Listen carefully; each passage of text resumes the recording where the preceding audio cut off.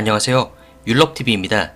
오늘 갯마을 차차차 9회는 혜진의 부모님이 공진으로 내려오며 벌어진 에피소드가 줄을 이루었습니다.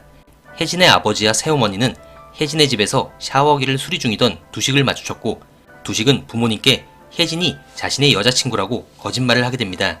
처음에 반말 장리라는 두식이 마음에 안 들었던 아버지는 두식의 진심을 느끼며 조금씩 마음을 열게 되죠.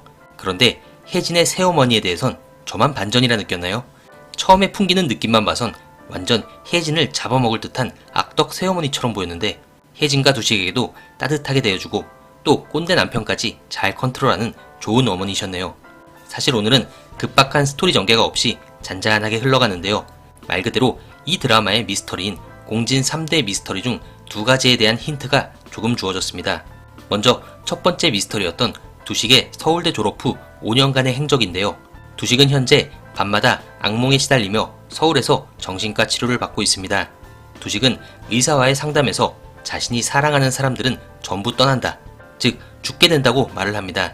두식은 어린 시절 부모님을 모두 잃었고 또 중학생 때 할아버지까지 잃게 되었죠. 그리고 두식이 성인이 되었을 때 어떤 장례식장에 가는 모습이 나오는데요. 아주 살짝 지나갔지만 고인의 사진이 잠깐 나왔죠.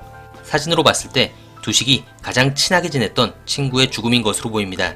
즉 두식은 대학 졸업 즈음에 가장 친했던 이 친구의 죽음으로 인해 그가 자신 때문에 죽었다 자책하며 한동안 잠적해 있던 것으로 보여지네요. 그리고 두 번째 미스터리였던 화정과 영국이 이혼한 진짜 이유에 대해서도 살짝 힌트가 주어졌습니다.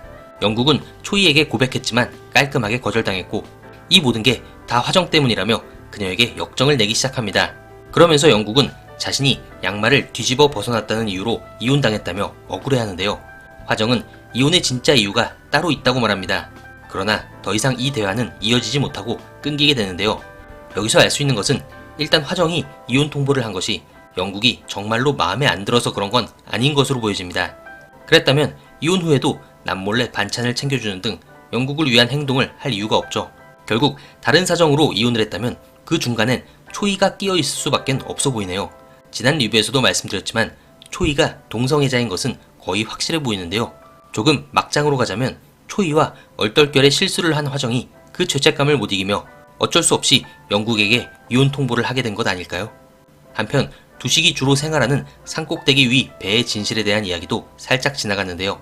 혜진은 배를 어떻게 산에 올려놨냐 물었고, 두식은 이 배는 할아버지 배인데 정말 힘들게 올려놨다고 말합니다. 할아버지는 평생을 이 배와 함께 해온 것으로 보이는데요.